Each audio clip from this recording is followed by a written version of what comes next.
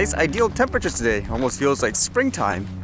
With that in mind, what's going on today? I guess this was everywhere here. Apparently in the Okanagan, there's a huge wildfire spreading. You can see online, everyone's posting these pictures. Like this one saying, my friend just sent me this, it's horrific.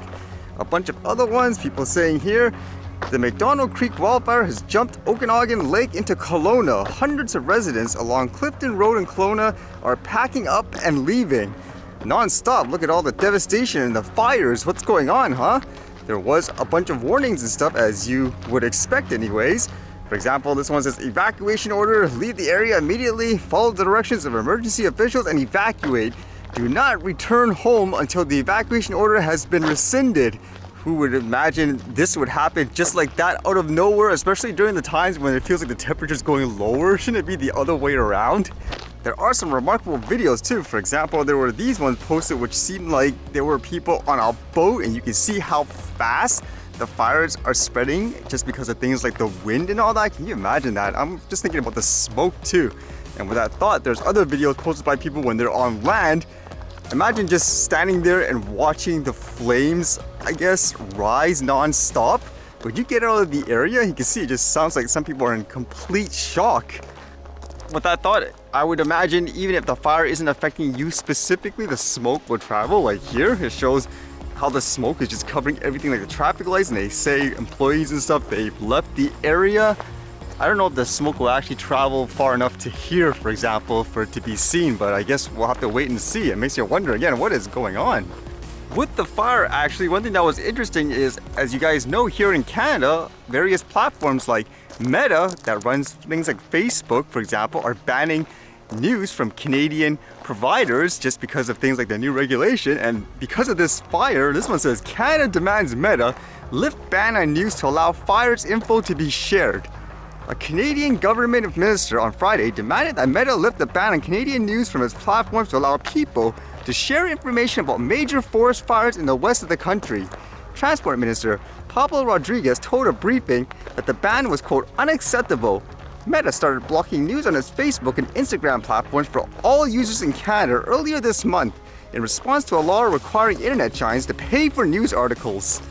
I believe average individuals could still post, for example, pictures, videos, and text updates of what's going on in the area. That's how I'm getting a lot of my information anyways. It's more about mainstream media sources at the moment in terms of blocking links to their articles, which kind of gets me to think, because during these times, I'd like to know what's going on, all that. And I was reading more about that Maui fire because you'd like to know what's going on. And it makes me wonder, in terms of the media, like people in Canada, how many of you have read this, which was actually really fascinating? In terms of what happened, was it natural? Was it an accident by someone? There was this video posted here by the Maui Bird Conservation Center, and their security camera caught this, which was actually really interesting. You can see basically at nighttime, all of a sudden you see this huge spark in the background, and then all of a sudden this fire starts. That would fit in line with what I read before, where the hypothesis is this fire was actually started by things, for example, such as downed power lines, because in a lot of the aerial footage you see, there's fires in a circular shape, which doesn't make sense if it's natural.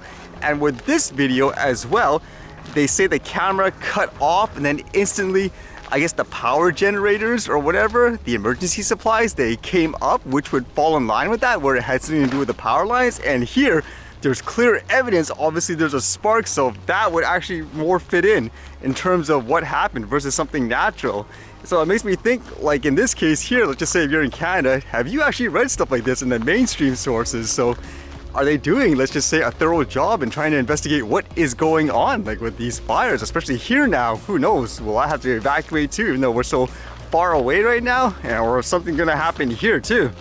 The other thing that got me thinking, actually, it's kind of a different topic, but in the same type of situation, imagine now you see it's mostly average individuals posting videos, pictures, and updates of what's going on. And there's a lot of platforms, for example, like a YouTube, where they openly admit that when it comes to, let's just say, some kind of news item, they will actually push a mainstream source. So can you imagine that? Where an average person, they have, let's just say, a video like this, where it looks like it was power lines and stuff that caused the fire. the information is suppressed because it's just from a regular person, and if no one decides to, let's just say, pick it up like a mainstream source, it'll be buried. So wouldn't you think that would be a concern in terms of media and news getting out there? Something to think about. I think that's actually a bigger deal, especially during these times where there's more regular people with eyes and ears everywhere.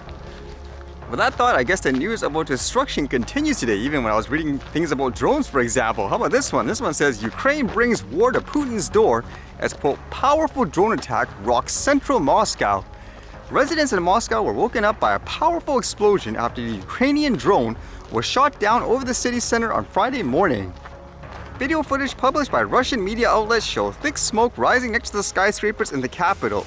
The country's defense ministry and city mayor Sergei Sobyanin said there were no injuries after air defense destroyed the UAV. The Expo Center is a large spread of exhibition pavilions and multi-purpose halls less than 3 miles from the Kremlin.